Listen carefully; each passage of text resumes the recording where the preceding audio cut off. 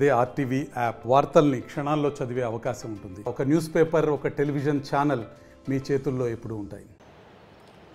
104 ఉద్యోగుల జీవితాలు ప్రశ్నార్థకంగా మారాయి. ప్రస్తుతం 104కు గతంలో ఉన్నటువంటి కాంట్రాక్టర్ రద్దు కావడం, కొత్త నిబంధనలు వస్తున్నటువంటి నేపథ్యంలో అసలు ఉద్యోగుల జీవితాలు ప్రశ్నార్థకంగా మారుతున్నట్టు మనతో మాట్లాడడానికి ఆ సంఘం నాయకులు ఉన్నారు. సార్ చెప్పండి, 104లో ఏం జరుగుతుంది?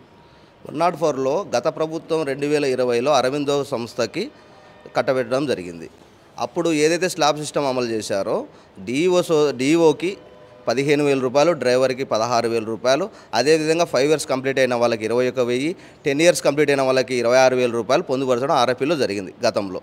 అదేవిధంగా ఇప్పుడు వచ్చిన కొత్త కంపెనీ ఆర్ఎఫ్పీలో డ్రైవర్లకి 16,000 రూపాయలు, డిఈఓలకి 15,000 రూపాయలు. అంటే 5 సంవత్సరాల నుంచి కూడా ఉద్యోగి 5 సంవత్సరాలు సర్వీస్ చేస్తామంటే ₹1 వేతనం కూడా పెంచే ఆలోచన ప్రభుత్వం చేయలేదనేది మా ప్రధానంగా.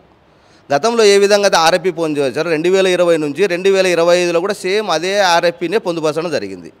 మేము ప్రధానంగా వ్యతిరేకిస్తున్నది ఏంటంటే 4.5 సంవత్సరం నుంచి మేము ఉద్యోగులుగా పడుతున్నటువంటి కష్టాలు కూటమి ప్రభుత్వాన్ని మొరపెట్టడం జరిగింది.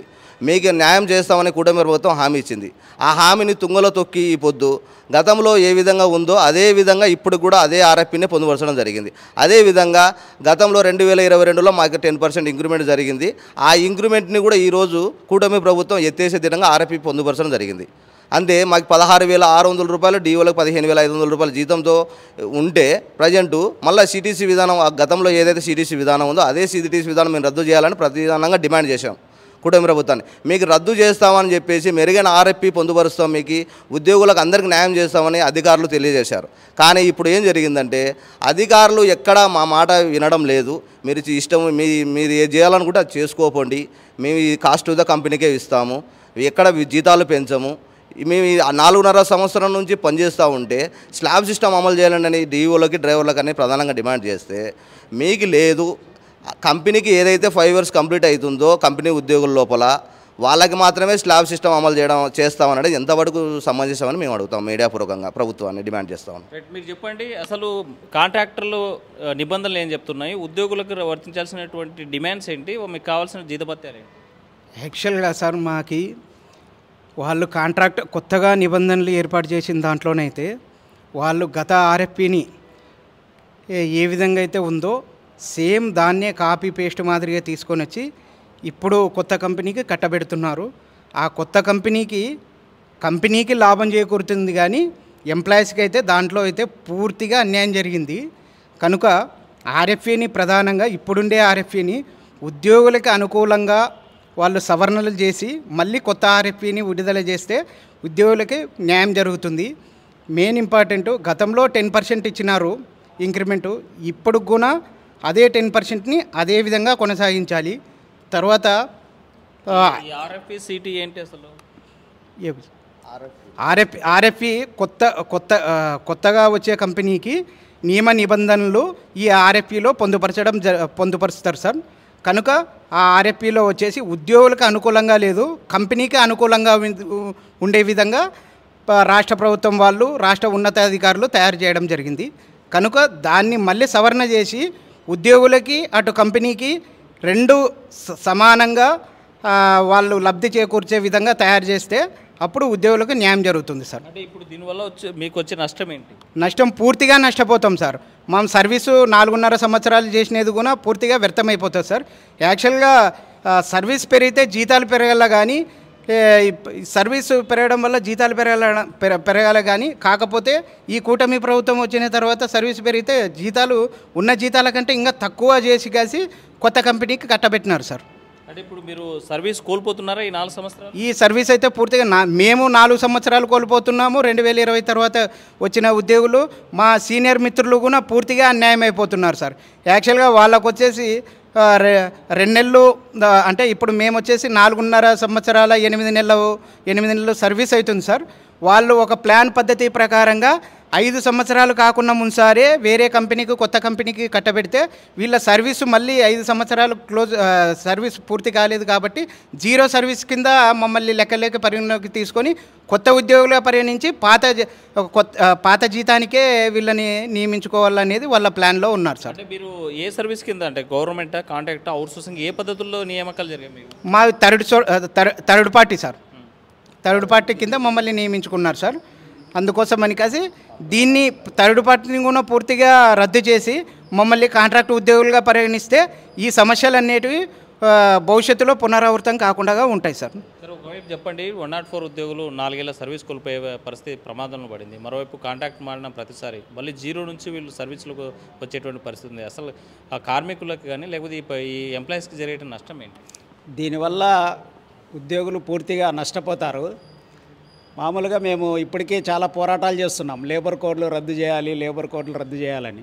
లేబర్ కోడ్లు అమలు కాకుండానే ఇప్పుడు అమలు పరుస్తున్నట్లు ఇప్పుడు మనకి తెలిసిపోతుంది. లేబర్ కోడ్లు అమలైతే పర్మనెంట్ ఉద్యోగులు అనే వాళ్ళు ఉండరనేది మేము ఇప్పటి నుంచే వాదిస్తున్నాము.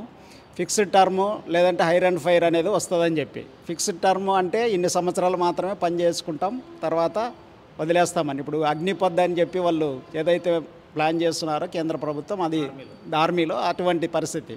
ఇప్పుడు చూస్తుంటే 104లో కూడా అదే పరిస్థితి వస్తుంది. అంటే గత 5 సంవత్సరాలుగా పనిచేసిన వాళ్ళను కూడా వాళ్ళ సర్వీస్ని దృష్టిలో పెట్టుకోకుండా, వాళ్ళ సర్వీస్ని తీసుకోకుండా మళ్ళీ మొదటి నుంచి 0 నుంచి రావడం. ఆర్పిఎఫ్ అంటే రెస్పెక్టబుల్ ప్రపోజల్, అంటే కంపెనీకి ప్రపోజల్. ఆ కంపెనీకి ఇచ్చేటువంటి ప్రపోజల్ ఎట్లుండాలి? గతంలో పనిచేసిన వాళ్ళకి జీతాలు పెరిగేటట్లు ఉండాలి. ఒకవేళ కొత్తగా వచ్చే వాళ్ళకి కొత్త సిస్టమ్ ఉండాలి, స్లాబ్ సిస్టమ్ ఉండాలి. ఒక 5 సంవత్సరాలు పనిచేసి ఉంటాడు, 5 సంవత్సరాల వాళ్ళకి ఒక 10% పెరగాలి అనేది ఉండాలి. ఇప్పుడు ఏమంటున్నారు, గతంలో ఇచ్చిన కంపెనీ కంటే మళ్ళీ తగ్గించి దీంట్లో ప్రపోజల్ పెట్టినారని. అంటే గతంలో ఉన్న అరవిందో కంపెనీ 10% పెడితే వీళ్ళు 3% పెట్టినారంటే గతం దాన్ని కూడా ఇప్పుడు తగ్గిస్తున్నారు. అంటే ఇది తీవ్రంగా కార్మికులు నష్టపోయేటువంటి ప్రమాదము ఉన్నది. గత 10 సంవత్సరాల నుంచి పనిచేసిన వాళ్ళు కానీ 5 సంవత్సరాల నుంచి పనిచేసిన వాళ్ళు కానీ పూర్తిగా నష్టపోయేటువంటి ప్రమాదం ఉంది. దీన్ని మేము సిఐటిగా పూర్తిగా వ్యతిరేకిస్తున్నాం. దీనికి వ్యతిరేకంగా వాళ్ళు చేసేటువంటి ఆందోళనకు మా సిఐటి సంపూర్ణ మద్దతు తెలియజేస్తూ వాళ్ళ ఆందోళనలో మేము పాల్గొంటాం. అంటే ఉద్యోగస్తులకి నష్టం కలిగేలాగా ప్రభుత్వం నిర్ణయం తీసుకోవడాన్ని ఎట్లా చూడాలి? చాలా దుర్మార్గమైన చర్య అని చెప్పి మేము భావిస్తున్నాం. అంటే ఇప్పుడు ఉన్న ప్రభుత్వాలే పెట్టుబడిదారులకు అనుకూలమైనటువంటి ప్రభుత్వాలు. ఇప్పుడు ఉదాహరణకి ఆప్కాస్ని రద్దు చేసి కాంట్రాక్ట్ ఇవ్వాలనుకుంటున్నారు కదా. గత ప్రభుత్వం ఆప్కాస్ తీసుకొచ్చింది. కారణం ఏమంటే కాంట్రాక్ట్లే మొత్తం జోబులు నింపుకుంటున్నారు. అట్లా కాకుండా ఒక ప్రభుత్వమే ఒక Andhra Pradesh contract and outsourcing corporation అనేటువంటి పేరుతో ఒకటి పెట్టి దాని ద్వారా జీతాలు ఇవ్వాలనేది ఆప్కాస్ సిస్టమ్. ఇప్పుడు ఆప్కాస్ కూడా ఎత్తేసి ఈ కూటమి ప్రభుత్వము ఏ సంస్థకు సంబంధించిన వాళ్ళు ఆ సంస్థకే కాంట్రాక్ట్ సిస్టమ్ అంటున్నారు. అంటే దీనివల్ల ఏమవుతుంది, వాళ్ళకు కావాల్సిన అనుంగులు ఎవరైతే ఉంటారో, అంటే పార్టీకి సంబంధించిన వాళ్ళు, పదవులు రాని వాళ్ళు, అనుంగులు ఎవరైతే ఉంటారో వాళ్ళు కాంట్రాక్టు పేరుతో మొత్తం డబ్బులు జోబుల్లోకి పోతాయి. కార్మికులకు శ్రమ మాత్రమే మిగులుతుంది. శ్రమ శక్తిని మొత్తం కూడా కాంట్రాక్ట్ దోచుకుంటాడు. అంటే ప్రభుత్వ సొమ్ము అంతా కూడా కాంట్రాక్ట్ జోబుల్లోకి పోతుంది, పని వీళ్ళు చేయాల్సిన పరిస్థితి వస్తుంది. అంటే మేము మొదటి నుంచి వాదించేది ఇదే.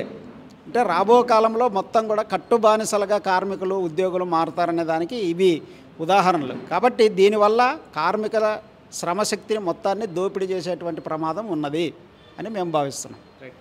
104లో జరుగుతున్నటువంటి అన్యాయాన్ని సిఐటిగా పూర్తి స్థాయిలో వ్యతిరేకిస్తున్నాం. వాళ్ళు చేసేటువంటి ఆందోళనకు మద్దతు ఇస్తాం. అయితే 104లో పనిచేసేటువంటి ఉద్యోగులు సర్వీసు ఒక్కరోజు కూడా మేము కోల్పోయేటువంటి పరిస్థితి లేదు. అవసరమైతే ఆందోళనకు దిగుతాం.